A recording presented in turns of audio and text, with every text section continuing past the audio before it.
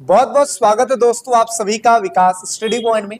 दोस्तों इस वीडियो में हम बात करने वाले हैं क्लास 12 का हिस्ट्री का इंपॉर्टेंट क्वेश्चन, ऐसे क्वेश्चन जो आपके एग्जाम के पॉइंट ऑफ व्यू से बहुत ही ज्यादा इंपॉर्टेंट है। तो चलिए करते हैं चीजों की शुरुआत और देखते हैं कौन कौन से क्वेश्चन ऐसे हैं जो आपके प्री बोर्ड और बोर्ड में आने की जिनकी संभावना है। ठीक है, देख पहली बुक का सबसे पहला क्वेश्चन आता है, हड़प्पा की सामाजिक विभिन्नताओं का अवलोकन कैसे किया जाता है। ठीक है, यानी कि हड़प्पा जो सभ्यता है वहां पर समाज में अमीर थे, गरीब थे, किस टाइप्स के लोग रहा करते थे, उनके बारे में किस तरीके की चीजें है ना पता कैसे चली हमें। ठीक है, तो देखिए सबसे पहले मैं आपको बता दूं, इसको बताने के लिए इतिहासकार ने दो प्रकार की चीजें की हैं। कौन कौन सी चीजें? पहला है समाधान और दूसरा है विलासिता की वस्तुएं। कहोगे भैया समाधान का मतलब क्या होता है? समाधान मतलब होता है कब्रिस्तान, जहां पे एक तरीके से कब्रों को दफनाया जाता था। ठीक है, तो अब देखिए जो कब्र होते थे ना, जैसा कि मैं आप देख सकते हैं इमेज में, इस तरीके से जब कब्रों को खोदा जाता था तो वहां पर है ना हड्डियों के साथ साथ ये जो चीजें देखने को मिलती थी, जैसे उसके साथ जो भी सामान को गाड़ा जाता था। ठीक है, अब दो टाइप्स की चीजें देखने को मिली। पहली चीज तो जो गर्त यानी कि गड्ढे की बनावट अलग अलग होती थी। अमीर वर्ग हो सकता है कि बहुत बढ़िया गड्ढे बनाता था और जो गरीब था वो इस तरीके के गड्ढे बनाता था। और साथ ही साथ उसके द्वारा दफन की गई जो चीजें हैं उसके द्वारा इतिहासकार बताते हैं कि यहाँ पे अमीर थे या गरीब थे। देखिए समाज में दो ही अमीर लोग अच्छी कीमती वाली जो चीजें हैं उसको साथ में दफन करेंगे, और जो गरीब लोग होंगे तो वो समझो कि अपने हैसियत के हिसाब से चीजों को दफनाएंगे। तो पहला पॉइंट क्या लिखा है? समाधान, यानी कि कभी कभी समाधान गर्त बनावट एक दूसरे से अलग होती थी। और दूसरे नंबर पे मृद भांड यानी कि मिट्टी के बर्तन, आभूषण, ये सब चीजें देखने को मिले, और कहीं कहीं तांबे के दर्पण भी देखने को मिले हैं। ठीक है, आगे क्या लिखा है? विलास की वस्तु। अब देखिए इतिहासकार ने क्या किया, जो वस्तुएं थी उसको दो हिस्से में कैटेगराइज कर लिया।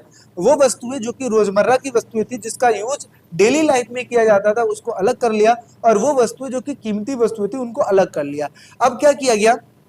अब रोजमर्रा की वस्तुओं को जब अलग कर लिया गया तो उसको कहा गया कि ये तो डेली लाइफ में यूज करने वाली चीजें हैं, ये तो आम जनता यूज करती होगी। लेकिन दुर्लभ वस्तुओं की संख्या थोड़ी कम देखने को मिली। इस वजह से हम ये कह सकते हैं कि समाज में सारे वर्ग जो थे वो कीमती वस्तुओं का उपयोग नहीं कर पाते थे, इसी वजह से, क्योंकि ये जो चीजें थी काफी कीमती थी। आज हमारे समाज में देख लीजिए, क्या सोना चांदी और इस प्रकार की जो चीजें सबके पास है, बहुत ज्यादा मात्रा में, बिल्कुल नहीं। अमीरों के पास ज्यादा होगा, गरीबों के मिडिल क्लास के पास कम होगा, और सबसे गरीब होंगे उनके पास होगा भी नहीं। ठीक है, तो इस प्रकार की चीजें हैं। तो ऐसे ही इतिहासकार जो है हड़प्पा के सामाजिक विभिन्नताओं का अवलोकन करते हैं, जिसमें से मैं दो प्रकार की विधि आपको बता दिया, एक समाधान और दूसरा विलास की वस्तुएं। आई होप सो आपको चीजें समझ में आ रही होंगी।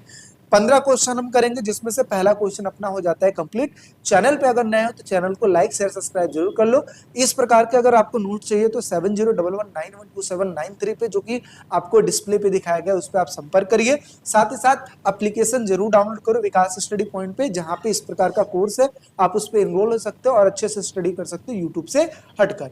चलिए अब बात करते हैं अगले क्वेश्चन की तरफ। अगला क्वेश्चन क्या लिखे कि चर्चा कीजिए कि पुरातात्विक किस प्रकार से अतीत के निर्माण करते थे। अतीत का मतलब क्या होता है कि जो बीती गई चीजें हैं उसका दोबारा से निर्माण कैसे होता है। तो देखिए पुरातात्विकों ने क्या किया, कुछ विधियों को अपनाते हैं। जैसे सबसे पहली चीज वहां की जो भौतिक अवशेष देखने को मिली है, जो भौतिक अवशेष का मतलब होता है जिसको टच किया जा सके, जैसे वहां पे उत्खनन किया गया होगा तो वहां पे बर्तन देखने को मिले, औजार देखने को मिले, इमारतें देखने को मिली, ठीक है, हड्डियां हो गई, ये सब चीज देखने को मिला है। दूसरे नंबर पे कुछ ऐसी चीजें हैं जो कि अचानक से मिल जाती है, जैसे जैसे जैसे बाढ़ आ जाने की वजह से जो चीजों का कटाव हो गया होगा, जैसे खेती से जुड़ी कुछ चीजें मिल गई, खुदाई करते दौरान कुछ वस्तुएं देखने को मिल गई। तो इस प्रकार की जो चीजें मिलती हैं उनसे उनकी संस्कृति का और उनकी जीवन शैली का अंदाजा लगाया जाता है। अगला क्या लिखा है? अभिलेखों और सर्वेक्षण का उपयोग करके। मतलब क्या हुआ, एक तरीके से वहां पर जो अभिलेख देखने को मिले, अभिलेख का मतलब क्या होता है? मिट्टी की सतह पर लिखी गई लेख को अभिलेख कहा जाता है। मिट्टी की सतह पर नहीं बल्कि मजबूत सतह, ताम्रपत्र, या फिर आप कहोगे किसी भी हार्ड चीज पर जो चीजें लिख दी जाती थी, ठीक है, और उसी को अभिलेख के तौर पर यूज किया जाता था। तो उनमें जितनी भी चीजें लिखी गई हैं उसके द्वारा भी इतिहास का पुनर्निर्माण किया जाता है। अगला है संदर्भ का अध्ययन और अप्रत्यक्ष शास्त्र। इसका मतलब क्या होता है? जैसे घर हो गया, कब्र हो गया, मिट्टी में जो कि वस्तुएं देखने को मिलती है उनसे भी हमें इतिहास के बारे में जानकारी देखने को मिलता है। साथ ही साथ जब सीधा प्रमाण नहीं मिलता है तो मूर्तियां, चित्रों तथा अन्य प्रत्यक्ष साक्ष्यों के आधार पर भी अतीत का पुनर्निर्माण करवाया जाता है। ठीक है, तो इस प्रकार की चीजें हैं। तो आपसे कोई पूछे कि पुरातात्विक किस प्रकार से अतीत का निर्माण करते, तो आप कहोगे वहां की वस्तुओं को देखकर।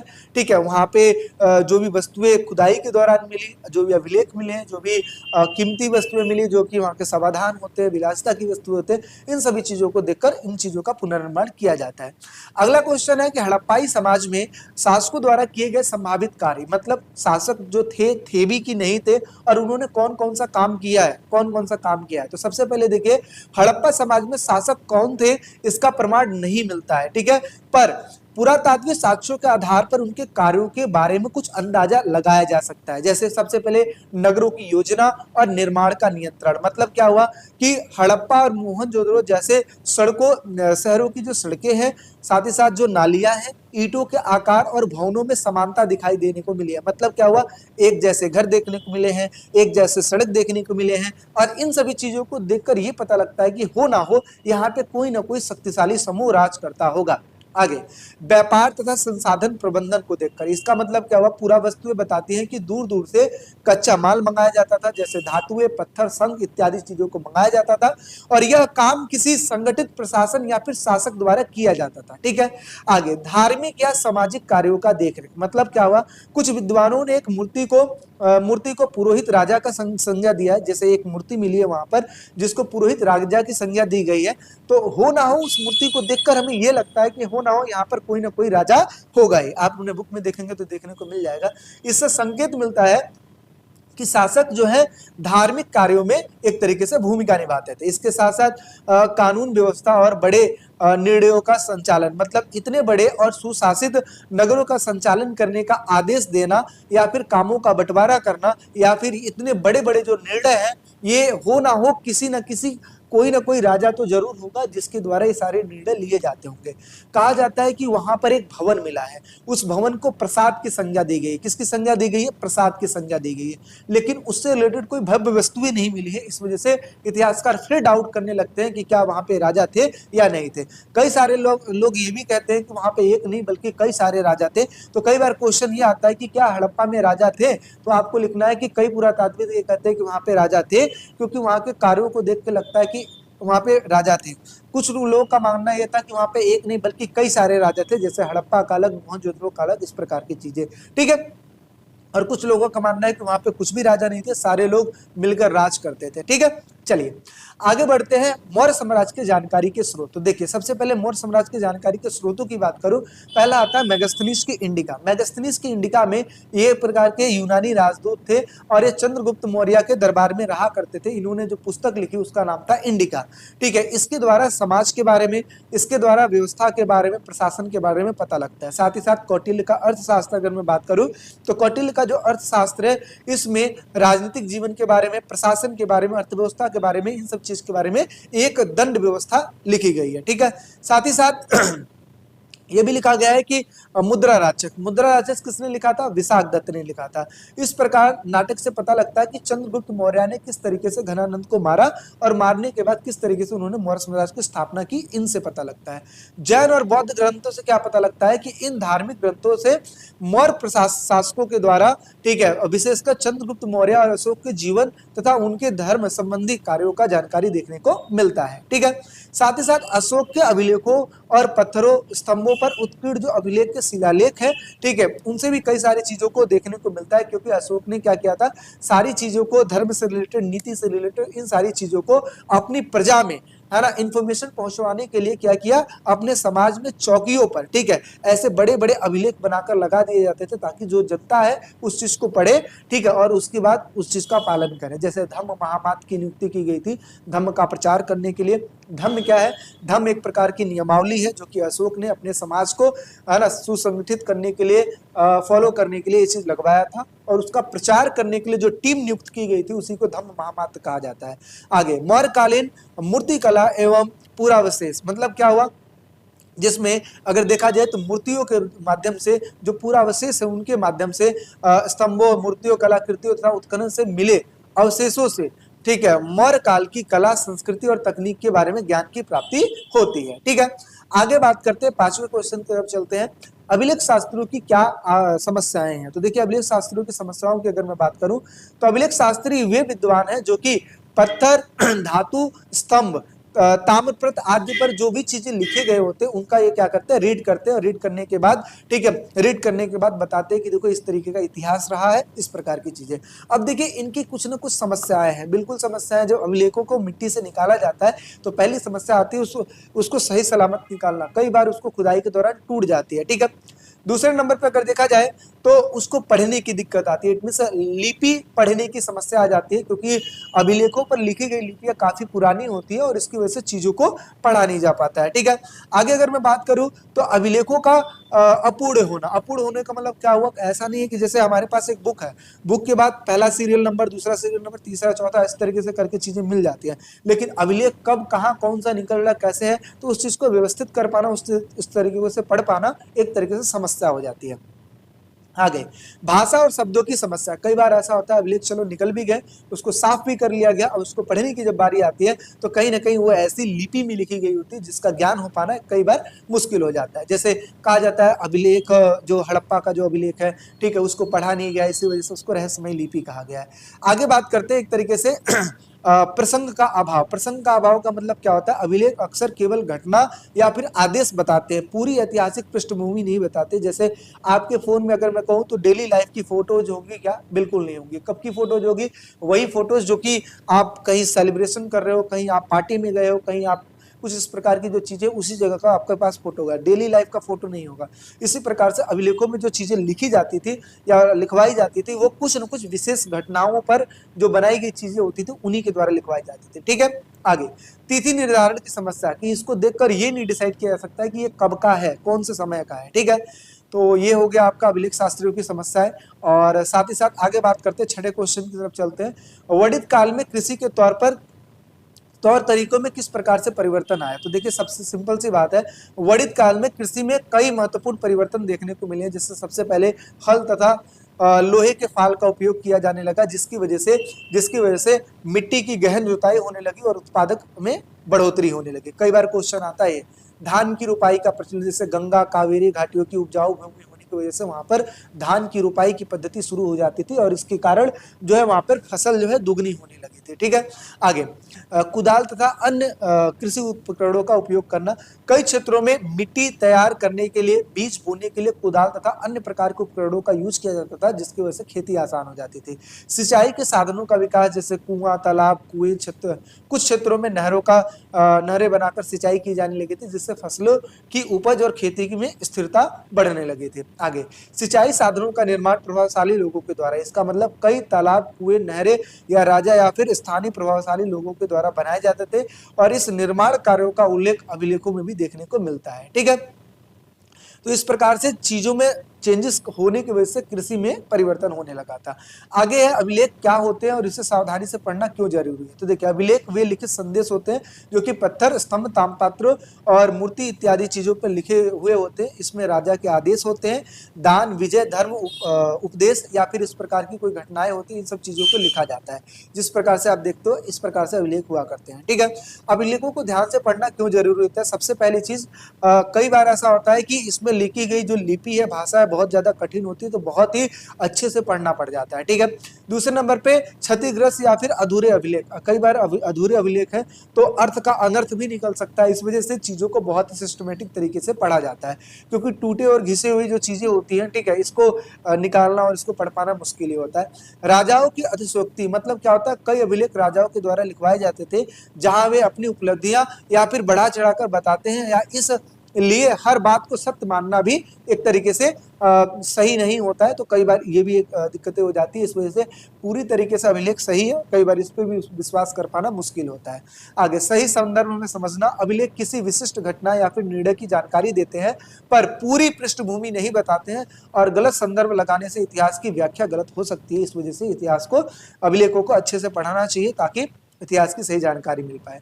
आगे महाभारत एक गतिशील ग्रंथ है, से क्या अभिप्राय है। तो देखिए महाभारत एक गतिशील ग्रंथ इसलिए है क्योंकि जिस तरीके से आए दिन उसमें परिवर्तन हो रहा है, इस परिवर्तनों को देखकर उसको गतिशील ग्रंथ कहा जाता है। जैसे बात किया जाए तो महाभारत केवल एक स्थिर या फिर पुराना ही ग्रंथ नहीं है, बल्कि समय के साथ इसमें बहुत सारे परिवर्तन होते हैं और बहुत सारी वृद्धि होती है। जैसे समय के अनुसार जोड़ और घटाव, यानी कि महाभारत की कथा श्लोक कई शताब्दियों में पढ़ते पढ़ते ग्रंथ में शामिल किए गए हैं और नए पात्र, घटनाएं तथा उपकथाएं जुड़ी हुई हैं। इसी वजह से लगातार इसका विकास हो रहा है। साथ ही साथ संस्कृति तथा सामाजिक परिवर्तन का प्रतिबिंब धीरे धीरे इसमें कहीं ना कहीं परिवर्तन होता रहता है।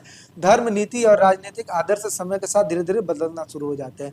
अनेक शिष्यों और कथाकारों का योगदान, मतलब महाभारत को अलग अलग कवियों, कथाकारों ने अपनी दृष्टिकोण से लिखा और सुनाया। इस कारण इसमें विविध प्रकार के परिवर्तन भी देखने को मिलते हैं और इन सारे कारणों की वजह से हम कहते हैं महाभारत एक गतिशील ग्रंथ है। आगे बढ़ते हैं। स्पष्ट कीजिए कि विशिष्ट परिवारों में पितृवंशिकता क्यों रही होगी। अब पितृवंशिकता का मतलब क्या होता है कि ऐसा वंश जो पिता के द्वारा चलाया जाता हो। तो देखिए, पितृवंशिकता में का जो महत्व है, एक तरीके से संपत्ति, सामाजिक पद और विरासत से जुड़ा हुआ है। इसके कारण निम्नलिखित बिंदुओं पर हम ध्यान देते हैं। सबसे पहला है संपत्ति की सुरक्षित हस्तांतरण। मतलब क्या हुआ कि पितृवंशिकता इसलिए जरूरी रही होगी ताकि संपत्ति का सुरक्षित हस्तांतरण किया जा सकता था कि घर का जो बड़ा लड़का होगा उसको उसका उत्तराधिकारी बना दिया जाता था। परिवार की जमीन और धन तथा अन्य संपत्ति को सुरक्षित तरीके से अगली पीढ़ी तक पहुंचाने की पितृवंशिकता जरूरी मानी जाती है। इससे यह सुनिश्चित होता है कि परिवार की संपत्ति परिवार के पुरुष सदस्य में ही रहे और ठीक है, बंटने से बच सके। ठीक है, साथ ही साथ कहा जाए कि सामाजिक प्रतिष्ठा और शक्ति का संरक्षण पहले इसलिए कर दिया था ताकि घर का बड़ा लड़का सारी चीजों को देख सकता है, तो समाज में प्रतिष्ठा भी बनी रहेगी और साथ ही साथ शक्ति का एक तरीके से संरक्षण भी होता रहेगा। जैसे परिवार की सामाजिक स्थिति, पद तथा सम्मान पुरुष वंश के माध्यम से बनाए जाते थे और खास करके राजघरानों तथा प्रभावशाली जो परिवारें होती थी उनमें पितृवंशिकता जरूरी रहती थी। परिवार की पहचान तथा नाम की निरंतरता का मतलब नाम धीरे धीरे बढ़ता रहे। ठीक है, पितृवंशिकता से परिवार का नाम तथा वंश पहचान पुरुष पीढ़ी के माध्यम से बनी रहती थी। इससे परिवार की ऐतिहासिक तथा मानसिक विरासत जो है एक तरीके से सुरक्षित रहती थी। राजनीति तथा आर्थिक नियंत्रण, राजघरानों तथा संपन्न परिवारों में सत्ता और अधिकार पुरुष वंश के माध्यम से आगे बढ़ते थे और इससे शासन या फिर आर्थिक संसाधनों पर नियंत्रण स्थिर रहता था। ठीक है, आगे बात करते हैं कि क्या आरंभिक राज्यों में जो शासक निश्चित रूप से क्षत्रिय होते थे, क्योंकि हमने ये बात पढ़ा है पंडितों का काम होता है पूजा पाठ कराना, क्षत्रियों का काम होता है राज करना या फिर राजा के तौर पे रहना, और इसके अलावा वैश्यों का काम होता है एक तरीके से व्यापार करना और शूद्रों का काम होता है तीनों वर्गों की सेवा करना। तो क्या सिर्फ क्षत्रिय जो थे वही राजा बन सकते थे? तो देखिए, आरंभ में अगर देखा जाए तो क्षत्रिय आरंभिक राज्यों में शासक सिर्फ क्षत्रिय ही नहीं होते थे और यह कहना बिल्कुल सही नहीं है। इसके अलावा इतिहासकारों के निष्कर्ष भी निकलते हैं, जैसे शासक वर्ग की पहचान स्पष्ट नहीं है। प्रारंभिक राज्यों के प्रमाण के हिसाब से अगर देखा जाए, जैसे उत्खनन तथा अभिलेखों के माध्यम से अगर देखा जाए, तो जाति या फिर वर्ग के बारे में सीधे जानकारी नहीं देते, इसलिए निश्चित नहीं कहा जा सकता है कि ये केवल क्षत्रिय थे। दूसरे नंबर पे शक्ति और प्रशासन क्षमता में महत्वपूर्ण थी, यानी कि आरंभिक राज्यों में शासक अक्सर सैन्य और प्रशासन क्षमता रखने वाले प्रभावशाली व्यक्ति होते थे। जरूरी नहीं कि उनका जो जन्म है वो क्षत्रिय वंश में था। कई बार ऐसा होता है कि चंद्रगुप्त मौर्य को भी लेकर दिक्कतें आ जाती है कि चंद्रगुप्त मौर्य क्षत्रिय थे कि नहीं थे।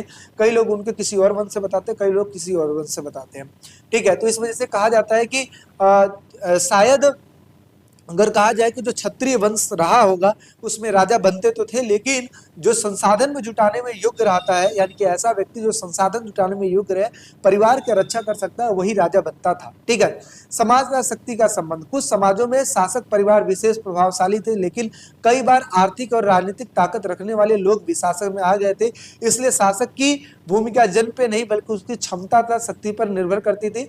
निष्कर्ष रूप से अगर देखा जाए तो आरंभिक राज्यों में शासक सिर्फ क्षत्रिय नहीं थे, बल्कि वे अक्सर समाज में प्रभावशाली और संपन्न सैन्य और प्रशासनिक क्षमता रखने वाले व्यक्ति हुआ करते थे।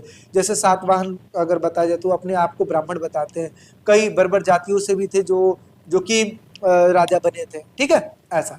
अगला है धर्मसूत्र एवं धर्मशास्त्रों में 4 वर्णों के लिए आदर्श जीविका से संबंधित कुछ नियम। कौन से नियम है भाई? सबसे पहले ब्राह्मण, क्षत्रिय, वैश्य और शूद्र, ये समझ जाओ 4 वर्ड है। ठीक है, ब्राह्मणों की अगर मैं बात करूं तो उनका मुख्य कार्य होता है अध्ययन करना, शिक्षण, यज्ञ, धर्म प्रचलन, ये सब चीज करना, प्रवचन इत्यादि देना। ठीक है, और धन कहाँ से कमाते थे, जैसे यज्ञ करवाते थे, दान वगैरह मिल जाता था, सेवा पर निर्भर रहा करते थे। साथ ही साथ क्षत्रिय का काम होता था सैन्य प्रशासन था। ठीक है, खेती या फिर व्यापार में शामिल होना उनकी मुख्य आजीविका नहीं थी, लेकिन राज तथा प्रजा की रक्षा करना से संबंधित इनका काम हुआ करता था। वैश्यों का काम होता था कृषि करना, व्यापार करना, पशुपालन करना तथा अन्य धार्मिक गतिविधियों से जुड़े रहना, धन अर्जन करना और साथ ही साथ सामाजिक सेवा तथा प्रमुख इनका उद्देश्य माना जाता था। और शूद्रों का काम होता था ऊपर के जो 3 वर्ग हैं उनकी सेवा करना। ठीक है, ये ब्राह्मण क्षत्रिय वैश्य की सहायता करते थे और यह उनके लिए आदर्श जीविका मानी जाती थी। ठीक है, और आगे बात करते हैं 12वें क्वेश्चन की तरफ चलते हैं। सांची के स्तूप के संरक्षण में भोपाल की बेगमों का हमें योगदान बताना है। देखिए, ये है शाहजहां बेगम, सुल्तान जहां बेगम। तो सांची के स्तूप को बचाए रखने में जो कि मौर्य अगर देखा जाए, सांची स्तूप जो मौर्य और बाद के काल का महत्वपूर्ण और बौद्ध स्मारक रहा है, इनका जो संरक्षण है 19वीं शताब्दी में भोपाल की जो बेगमें थी, विशेष करके शाहजहां बेगम और सुल्तान जहां बेगम ने मिलकर इस चीज को किया था। जैसे क्या क्या चीज किया था, सबसे पहले सावधानी और संरचना, मतलब फ्रांसीसियों ने सांची के पूर्वी तोरण द्वार को फ्रांस ले जाने की अनुमति मांगी। शाहजहां बेगम ने इसे सीधे नहीं भेजा बल्कि इसका पीओपी बनाकर भेज दिया। ठीक है, और इनके इस कदम के द्वारा अगर देखा जाए तो जो सांची का जो तोरण द्वार है, ठीक है, वो सुरक्षित रहा और जो नकली जो तोरण द्वार जो कि पीओपी का बना था उसको फ्रांस ले जाने की अनुमति दे दी थी। और धन देकर आर्थिक सहयोगों के द्वारा सांची के स्तूप को बचाया गया। जैसे शाहजहां बेगम और सुल्तान जहां बेगम ने स्तूप और आसपास के प्राचीन स्थल के रख रखाव के लिए धन अनुदान दिया। सुल्तान जहां बेगम ने संग्रहालय तथा अतिशालय बनाने के लिए धन उपलब्ध कराया। और साहित्यिक और ऐतिहासिक सहयोगों की अगर मैं बात करूं तो जॉन मार्शल ने सांची पर अपने प्रमुख ग्रंथ भी लिखे थे जो कि सुल्तान जहां बेगम को दे दिए, और उनके ग्रंथों के प्रकाशन में सुल्तान जहां बेगम ने मदद की। और स्थानीय जागरूकता और संरक्षण की अगर मैं बात करूं तो बेगमों ने यह सुनिश्चित किया था कि स्थानीय लोग स्तूप तथा अन्य स्मारकों को नुकसान न पहुंचाएं, और इस वजह से चारों तरफ से उन्होंने घिरवा दिया था। और साथ ही साथ उनके विवेकपूर्ण निर्णयों तथा संरक्षण के कारण ही जो सांची का स्तूप आज देखने को मिल रहा है, इतने समय तक बचा रहा है। कई बार क्वेश्चन ये भी आता है कि सांची का स्तूप क्यों बचा रहा है जबकि अमरावती का स्तूप क्यों नष्ट हो गया। तो सांची के स्तूप को बचाए रखने के लिए सुल्तान जहां बेगम, शाहजहां बेगम से लेकर बहुत सारे लोगों ने इसकी हेल्प की थी और बचाए रखने में योगदान दिया था, जबकि अमरावती के स्तूप को बचाने में कोई योगदान नहीं था। इसकी वजह से सब उसको लेकर चले गए और धीरे धीरे तोड़द्वार खत्म होते चले गए। ठीक है, इट मींस स्तूप ही खत्म हो गया। जैन धर्म की महत्वपूर्ण शिक्षाओं की अगर मैं बात करूं तो देखिए, जैन धर्म की शिक्षाओं की बात करूं तो सबसे पहला आता है अहिंसा, मतलब सभी जीवों के प्रति अहिंसा का सिद्धांत अपनाना है। और साथ ही साथ देखा जाए इंसानों, जानवरों, पेड़ पौधों, कीड़े मकोड़ों को न मारना जैन धर्म का एक केंद्र बिंदु था। कर्म तथा मोक्ष का सिद्धांत, जिसमें जैन मान्यताओं के अनुसार अगर देखा जाए जन्म और पुनर्जन्म का चक्र से मुक्ति के लिए त्याग तथा तपस्या की जरूरत होती है। यह संसार के त्याग से ही संभव हो पाती है। अतः मुक्ति के लिए बिहारों में निवास करना एक अनिवार्य नियम था। बिहार का मतलब होता है वो जगह जहाँ पे वो लोग रहते थे। ठीक है, बात करते हैं त्रिरत्न। जैसे जैन धर्म के अनुसार अगर देखा जाए तो जीवन में मोक्ष ही एक प्रकार का लास्ट एक एम होना चाहिए कि हाँ भाई मुझे इस संसार से मुक्ति चाहिए, और इसको पाने के लिए हमें 3 प्रकार के त्रिरत्नों को हमें मानना पड़ेगा। सबसे पहले सम्यक ज्ञान, दूसरा सम्यक दर्शन और तीसरा सम्यक चरित्र बनाकर रखना पड़ेगा। अगला है कठोर तप के द्वारा। महावीर स्वामी ने कठोर तपस्या के द्वारा मोक्ष की प्राप्ति का मार्ग बताया है। मोक्ष की प्राप्ति तभी हो सकती है जबकि मनुष्य सभी वस्तुओं का त्याग करके चिंतन करे, मनन करे और तपस्या और संयम से आत्मा को मुक्ति मिल सकती है। ठीक है, साथ ही साथ 5 महाव्रतों की बात करते हैं, जैसे अहिंसा, सत्य, अस्तेय का मतलब होता है चोरी नहीं करना, अपरिग्रह का मतलब होता है संपत्ति का संयम करना, और साथ ही साथ ब्रह्मचर्य का पालन करना। ठीक है, जैन धर्म के लिए ये सब पालन करना बहुत ही ज्यादा अनिवार्य था। अगला क्वेश्चन आता है सांची के मूर्ति कला को समझने में बौद्ध साहित्यों के ज्ञान से हमें कहाँ तक जानकारी सहायता मिलती है। तो देखिए, सबसे पहले इस प्रकार के जो तोरण द्वार और ये सारी चीजें देखने को मिलती है, इससे इतिहास का निर्माण किया जाता है और साथ ही साथ बौद्ध साहित्यों के ज्ञान में सहायता मिलती है। जैसे सबसे पहले अगर मैं बात करूं, सांची की मूर्ति कला बौद्ध धर्म और संस्कृति की महत्वपूर्ण अभिव्यक्ति है, जिसे समझने में बौद्ध साहित्य ने निम्नलिखित सहायता प्रदान की है। सबसे पहले बुद्ध के जीवन और घटनाओं का ज्ञान, यानी कि बुद्ध चरित्र तथा अन्य बौद्ध ग्रंथों के अध्ययन से ज्ञात हुआ है कि वृक्ष को, ठीक है, बुद्ध को वृक्ष के नीचे ध्यान करते हुए ज्ञान की प्राप्ति हुई थी, जो कि मूर्तियों में भी दर्शाया गया। हालांकि उसका इमेज मैंने नहीं लगाया, हालांकि आप देख सकते हो कि एक वृक्ष के नीचे जो बुद्ध भगवान है वो बैठे हुए और ज्ञान की प्राप्ति कर रहे हैं, इस प्रकार की चीजें दिखाई गई हैं। ठीक है, अगला है सालमंजिका तथा अन्य प्रतीकात्मक मूर्तियां। जैसे आप देख सकते हो जो मूर्ति है ऊपर जो देख रहे हो, ये सालमंजिका की मूर्ति है।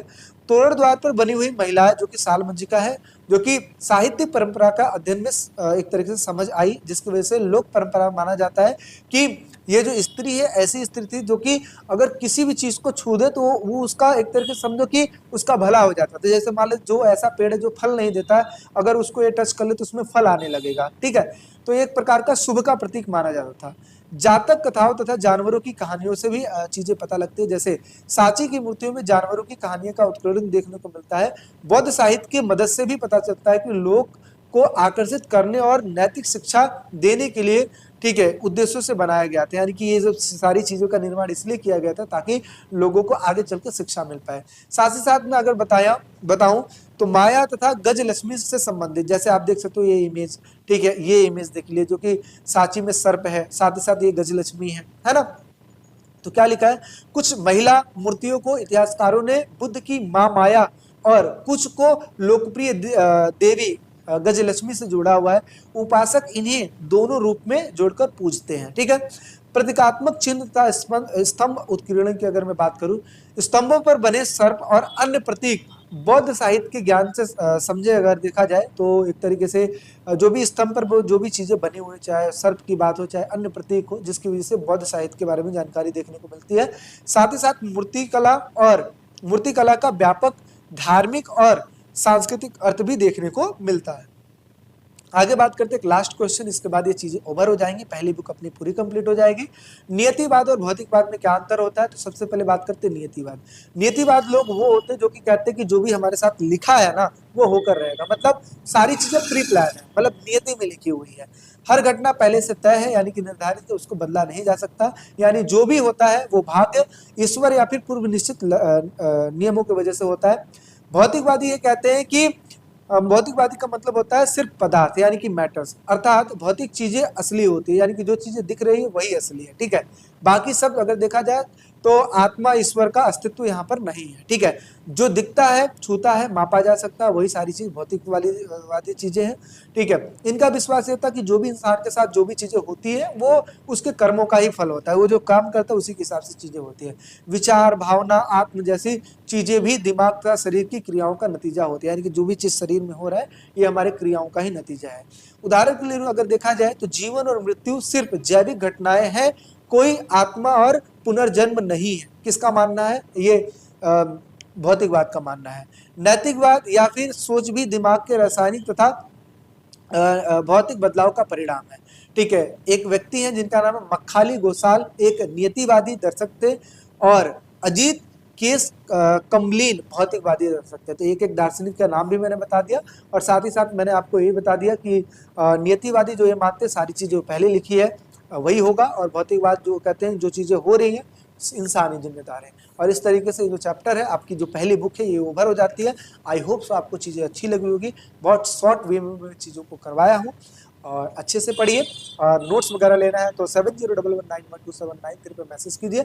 विकास स्टडी पॉइंट का एप्लीकेशन डाउनलोड कीजिए। ये सारी चीज़ें जो कि आपको यूट्यूब पे देखने को मिल रही है, आप आइए हमारे एप्लीकेशन पे, वहाँ पे अच्छे से स्टडी कीजिए। तो चलिए मिलते हैं एक नेक्स्ट वीडियो में, वीक टेक केयर, बाय बाय।